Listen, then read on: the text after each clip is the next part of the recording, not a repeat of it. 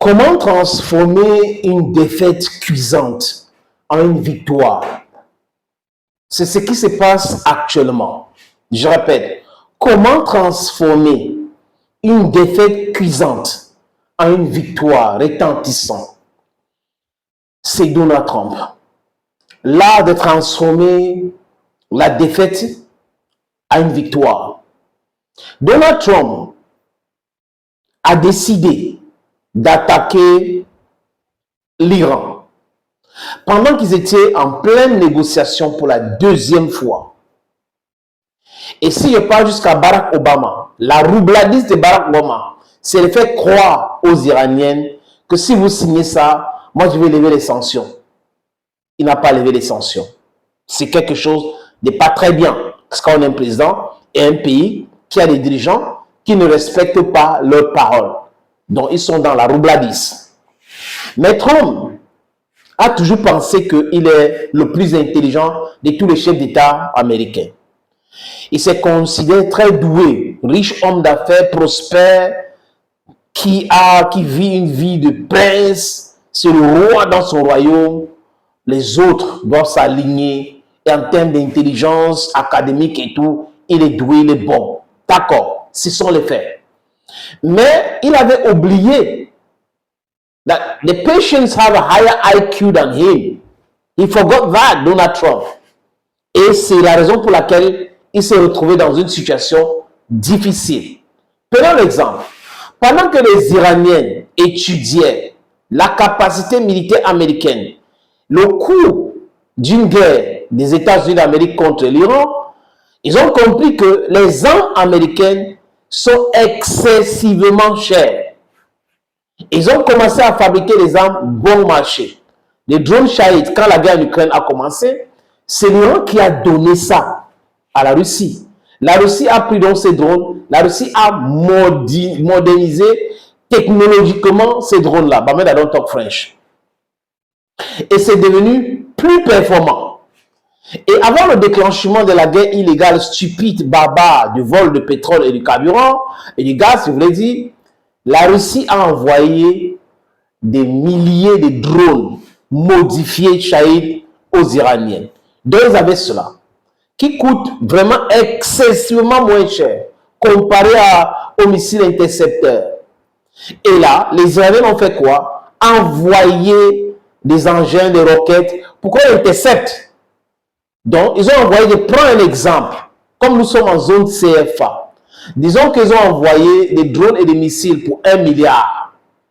Et de l'autre côté, le Qatar, le Koweït, l'Arabie Saoudite, l'entité, les Émirats Arabes Unis, I don't talk French, ont intercepté ces engins-là avec des missiles intercepteurs hyper chers. Donc, ça les a coûté au bas mot 4 milliards. 1 milliard pour 4 milliards, 1 milliard pour 4 milliards, aucun pays ne peut continuer une guerre comme ça. Donc, les Américains ont tapé des bâtiments vides. C'est pas moi qui le dis, hein. Les experts qui connaissent bien l'Iran disent que les Iraniens ont fortifié les bases militaires, caché les armes, laissé les bâtiments pour que ça paraît comme s'il y a quelque chose là-bas, ils vont frapper. Même sur le goudron, les F-15, les Su-15 et tout ça, les avions de chasse iraniens que Washington dit avoir détruits, ce sont les peintures. C'est la peinture qu'ils ont détruit. Et là, les Américains, après avoir frappé tout cela, 10 000 cibles ou plus, Donald Trump a dit qu'on a anéanti les systèmes de lance-missiles, on a anéanti ceci, on a anéanti cela, mais les missiles ne faisaient que sortir. C'est là où on a compris qu'il y avait les silos et que ça sortait là-bas. Après, boum, on a fermé encore. Ça sort, on a fermé. C'est sur les gravats, c'est des montagnes et des 127 ou 167 villes de missiles. C'est pas possible de les anéantir. Donald Trump se rend donc compte qu'il a dépensé en 4 semaines la production de 3 ans et que c'était quelque chose de catastrophique. Washington Post a parlé, New York Times a parlé, Financial Times a parlé, tous ces journaux, Bloomberg a aussi parlé de ça. Donald Trump donc commence à vouloir cesser le feu. Ils poussent pour que l'Iran demande un cessez-le-feu. Les Iraniens disent non. Il est passé par l'Égypte, la Turquie, l'Arabie Saoudite. D'ailleurs, le ministre des Affaires étrangères saoudienne a appelé Abbas Arachi. Il avait discuté à cette époque-là. Ça n'a pas marché. Après, il a mis les Pakistanais en contribution. Ça a marché, mais les Iraniens ont refusé les 15 points. 15 points que Donald Trump avait envoyé en disant « Voilà ce que je veux, voilà ce que je veux. Tu es en train de perdre la guerre, tu veux fuir la guerre, tu veux cesser le feu, mais c'est toi qui es en train de vouloir imposer ton desiderata. » Ça n'a pas marché. Les Iraniens ont balayé cela en disant que la guerre continue. Et ils ont décidé de mettre, accepter après que les autres pays les ont convaincus, c'est bien de faire la paix, vraiment, nous sommes des frères, vous ne devez pas nous taper comme ça tue l'économie, patati patatra.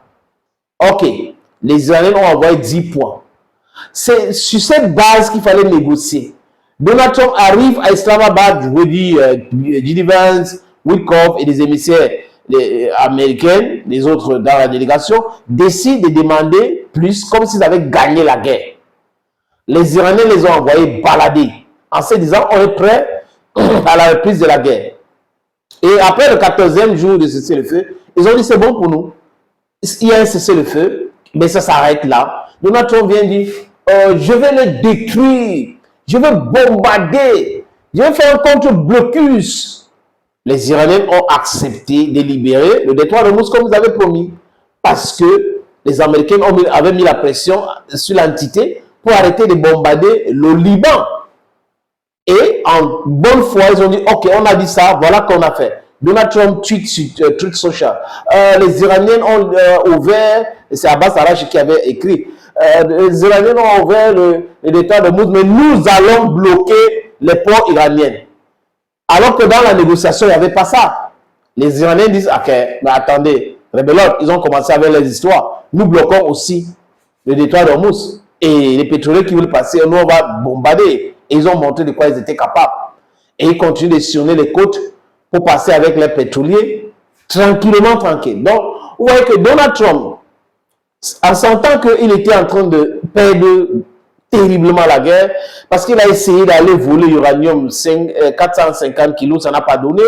Les pilotes, les avions ont été bombardés, détruits, l'hélicoptère Black Hawk a été détruit, donc il était obligé de faire la paix, ou de commander un cessez-le-feu.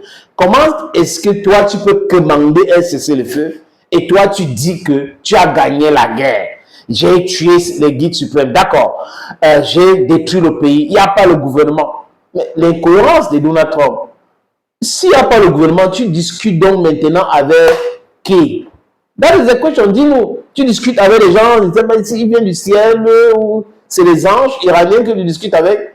Voilà l'incohérence de quelqu'un qui a perdu la guerre, mais qui veut se passer pour quelqu'un qui a gagné la guerre. Ça, c'est l'art de perdre et de se passer pour quelqu'un qui a gagné. Allons, Gomi.